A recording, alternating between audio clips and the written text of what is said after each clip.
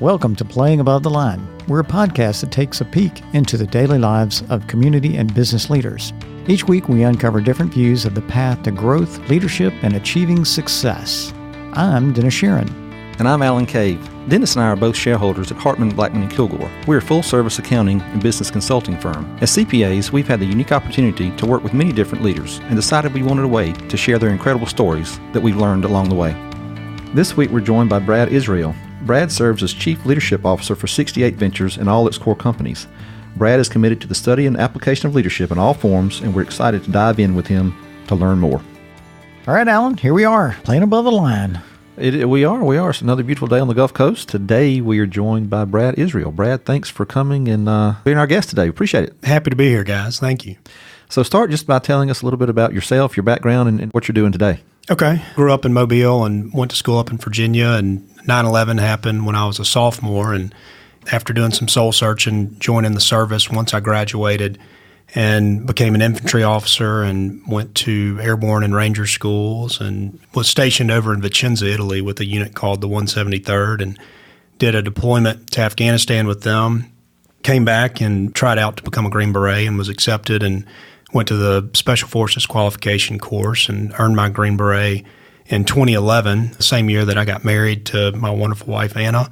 And then I joined 7th Special Forces Group and deployed back to Afghanistan and did a couple rotations in Central and South America and got off active duty in 14. And 3 kids later, 3 young wild boys, we moved back to Mobile, and now I'm serving as the Chief Leadership Officer for 68 Ventures, which is located in Spanish Fort, is where our headquarters is. 68 Ventures, what is that exactly, for people that don't know? 68 Ventures is a parent holding company that's all focused in real estate and development and construction. And so we've got actually 10 companies now under the umbrella. And I am fortunate enough where I get to spend a lot of time kind of bouncing between the companies focused on the culture, the human performance side, leadership development, and just making sure that as we grow and as we scale along the Gulf Coast, that we're not losing sight of our identity, our values, and who we want to be. And so it's an awesome job for me. I feel like I'm exactly where I need to be. And then we also started a leadership speaking and consulting entity called Warrior 360, which is where I'll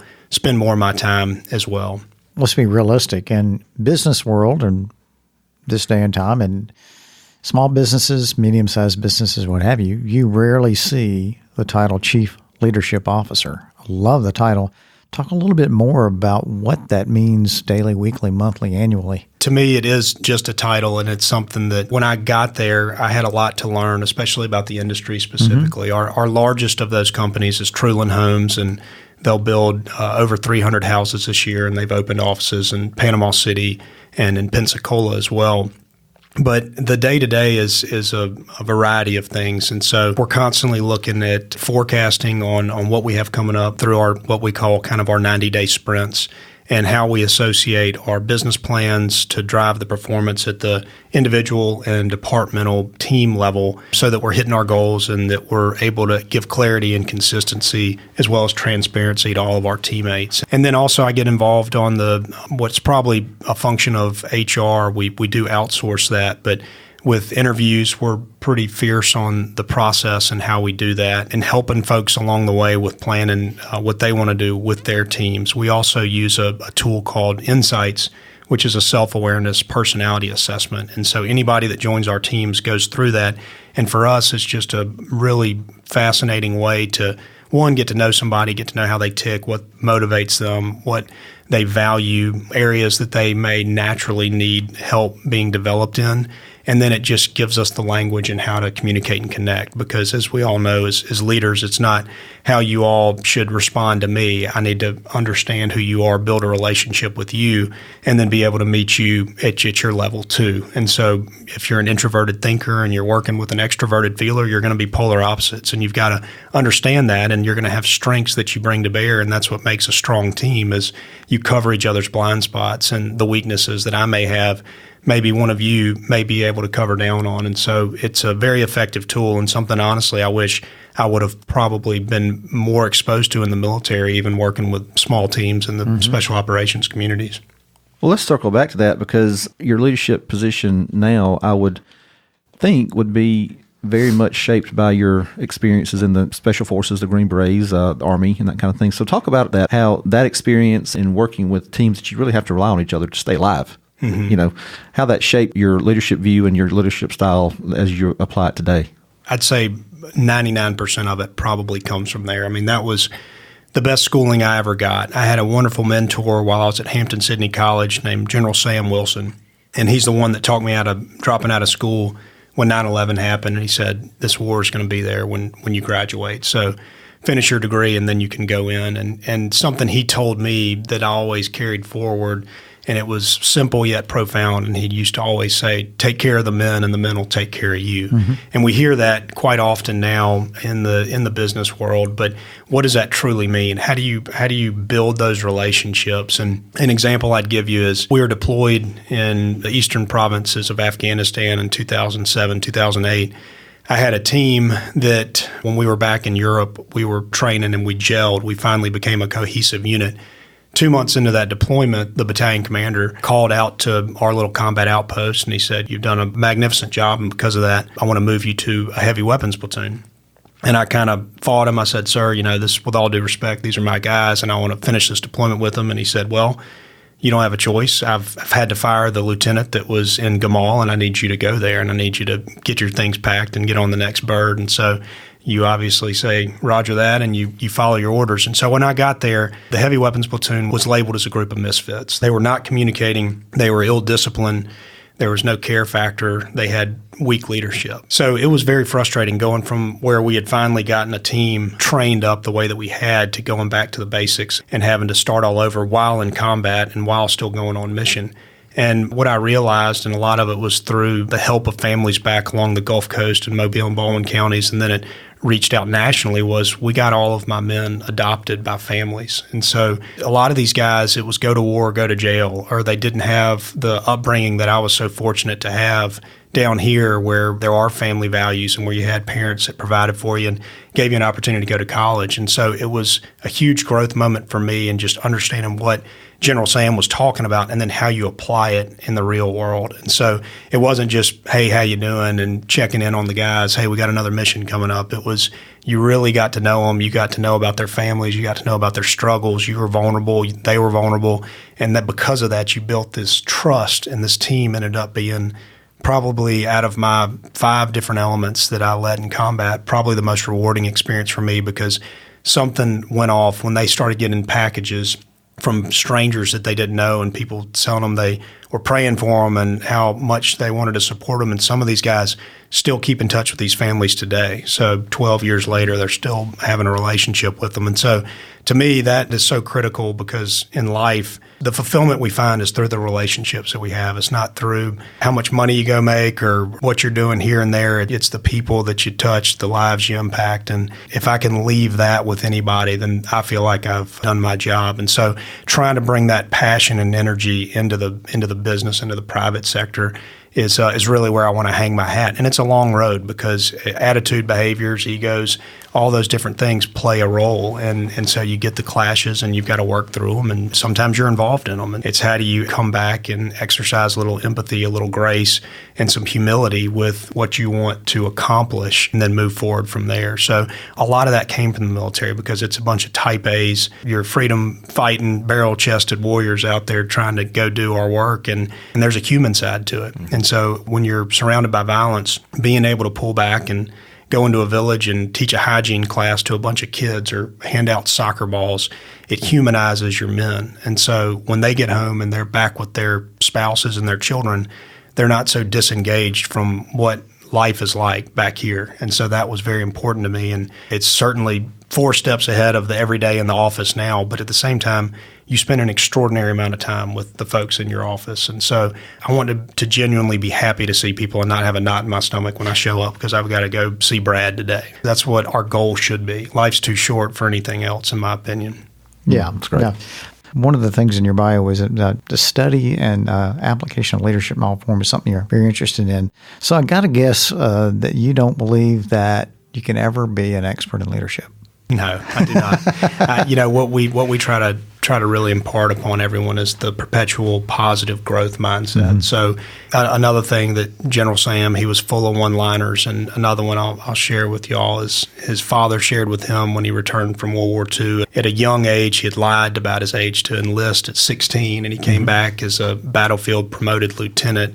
And he was his town of Rice, Virginia, was going to have a parade the next day.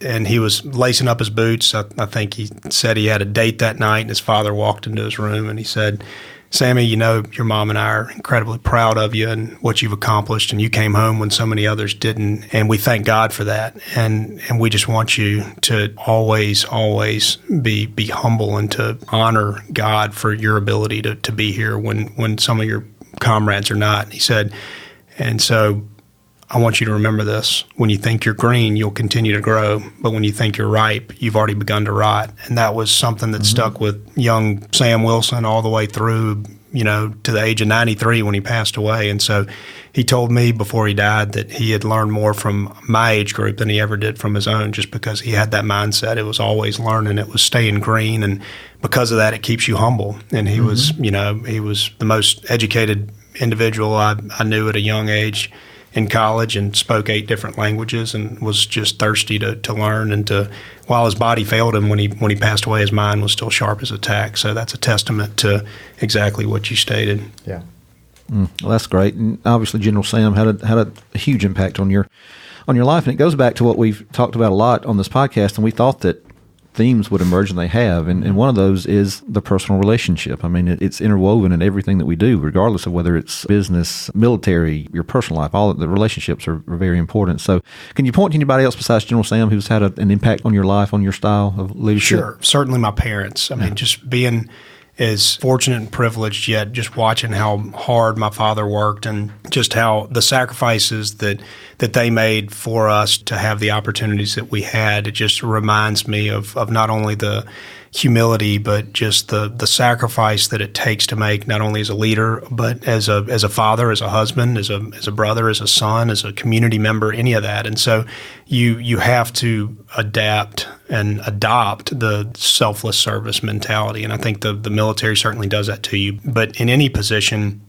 if you put others first, you're never going to feel bad about it. It may be hard to make that decision at the time, but after the fact, when you reflect, you're always going to find fulfillment in knowing that you did everything you could for those around you, and that it wasn't about you getting yours first. And there was another military friend, Johnny Craver, who was a former Ranger instructor, and he was killed in Baghdad in 2006. And Johnny was a highly impactful person on me, because he lived that when he would get up in the wee morning hours on Saturdays and take us on runs out at the Ranger School to teach us and show us and mentor us. And I was young and single and had no idea the sacrifice that he was making with 3 young kids and a wonderful wife at home.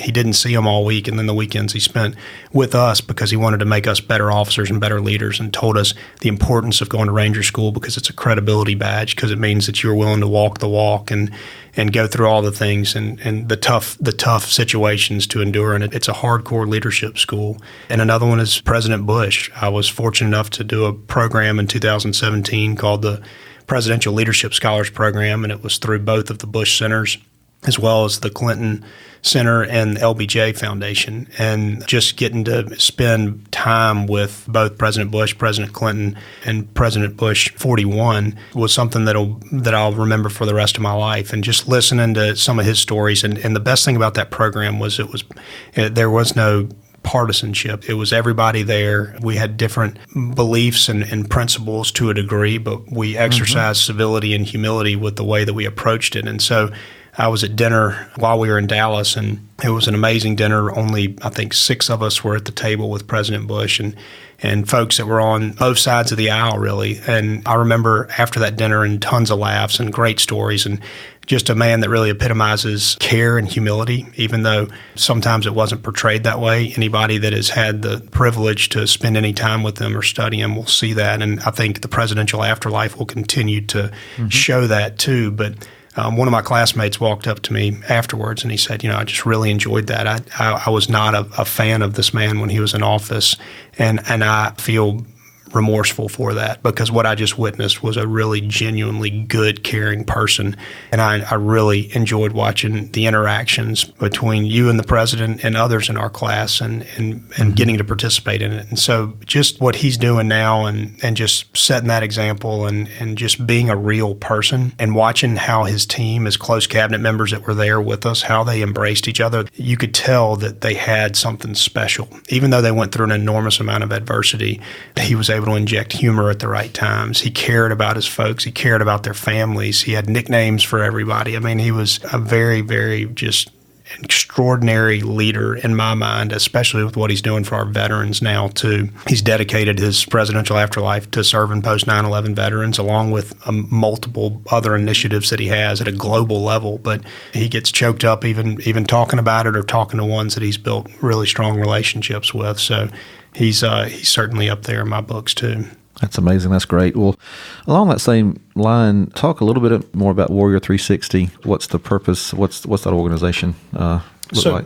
So really what we want that to become, because it's just we just established that this year, is we want to be able to offer that to other companies like ours. It's what we would consider our secret sauce, because we have the position and we are trying to influence and motivate and develop our leaders at the force multiplier level, really, and really throughout the organization. But at that level, their performance reviews, the largest percentage of their objectives is leadership. And so what a subjective goal, if you will, to set. But what that means is, how are you acting? How are you behaving? How are you leading? How are you disciplining? How are you creating ownership inside of your teams? And how are you empowering others? All those things are kind of covered in that bucket. So for Warrior 360, it's helping businesses on the consulting side understand how they can create that structure and implement those processes into their organization, and then start developing their leaders through things such as values assessments, through doing the insights, through doing leader and team effectiveness workshops. And then also on the speaking side, it's things that we've talked about today. How did I take some of these incredible gifts that the military teaches us, and then how can I pass those on and polish them in a way that are palatable to folks in the civilian world, to the private sector, the nonprofits, the teams, organizations, whoever it is, and say, this works. And it doesn't matter what context it's in, this works. Take care of the folks, they'll take care of you. Those things humans are more important than hardware. That's one of the special operations forces truths.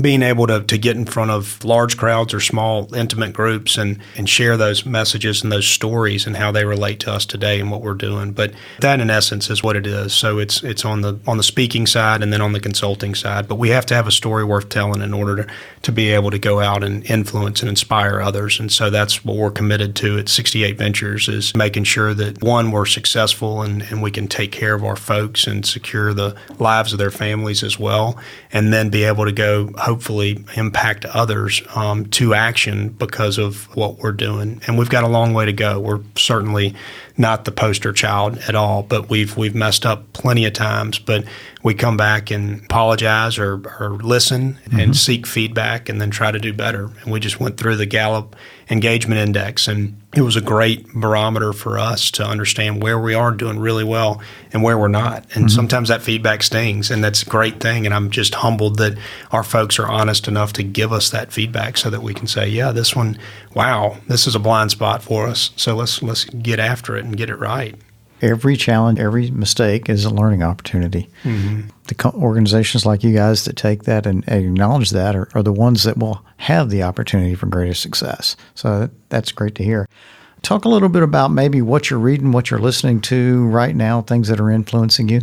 I love the podcast, and so I'm a big fan of the Entree Leadership podcast. Okay. That's one that I listen to pretty frequently. And Andy Stanley's, I think, got some great little nuggets of wisdom that speak to me, and so I enjoy. We did just finish Richard Simmons' book on wisdom was one that we did for a book club, and another one that we're doing in an internal book club inside our company is the Leadership Challenge is a good one. And, you know, I'm kind of a junkie on the leadership side, and it sounds like y'all are as well. But that's where I spend a lot of my reading time and most of the time, to be honest with both of you, it's 5 pages at night, and with 3 boys, after you get them to bed, I'm falling asleep and then waking up and have to reread where I was. But, and I love reading a lot of the leadership-targeted essays and articles that the Harvard Business Review publishes as well. And on Audible, I'm listening to The $1 Trillion Coach right now, which is a pretty good one too. Okay. I feel like you can answer this question with some authority since you've been deployed all over the world in your military career. But if we brought the HBK jet to the airport here and I told you, I sold that. I keep bringing it back, Dennis. You can't get rid of the jet, man. So we give you the opportunity, and you can take your wife, kids, to go anywhere in the world. Where would that be and why? Golly, that's a tough question. That's a good one. Anywhere in the world. See, there's places that I've been that I'd want them to go see, and then there's places that I'm intrigued that I want to go. Yeah. So, well, let me ask you this. So 2-part questions. Of the places that you've been, where would you most like to go back to and take your family and say, look, this is what I got to experience when I was in the military, whatever. Where would that be? Some of the remote villages in Central and South America, probably because of the safety aspect. But it really, I could make the argument on the same, depending on where you were in Afghanistan. The people that you meet in those remote pockets of the world are some of the most hospitable that have absolutely nothing. And so just for perspective, to experience that and go live it for a duration of time, I think just grounds everybody and defines a lot of their character going forward with how they understand empathy better or how they understand decision-making processes. But when we were in a place called Poptun, Guatemala, or in Espinal, Colombia, these little towns that have absolutely nothing, and the people are as generous as you can imagine. And it's a beautiful country. It's places where there's no light pollution. So when you're sitting out at night, you're seeing multiple shooting stars, and it's like there's a magnifying glass right there. And some of the most gorgeous sunrises and sunsets I've ever seen are from the mountains of Afghanistan. So, those areas would be pretty special. And then on the selfish side, I'd love to go to the Galapagos and go check out some just remote places of the world where you could put your feet in the sand and go scuba diving. Brad, thanks so much. Very intriguing interview. I appreciate you coming and joining us, and good luck in your adventures. Thank you all very much. It's been a pleasure. Learn more about 68 Ventures on their website at www.68ventures.com. Well, thanks for listening to our podcast today. To never miss an episode, subscribe to Playing Above the Line at iTunes and anywhere else you get your podcast. And be sure to leave us a rating. We'd love to know what you think about our show. To contact us or to stay connected, follow us on social media at HBKCPAS on Twitter, Instagram, and Facebook. Thanks for listening.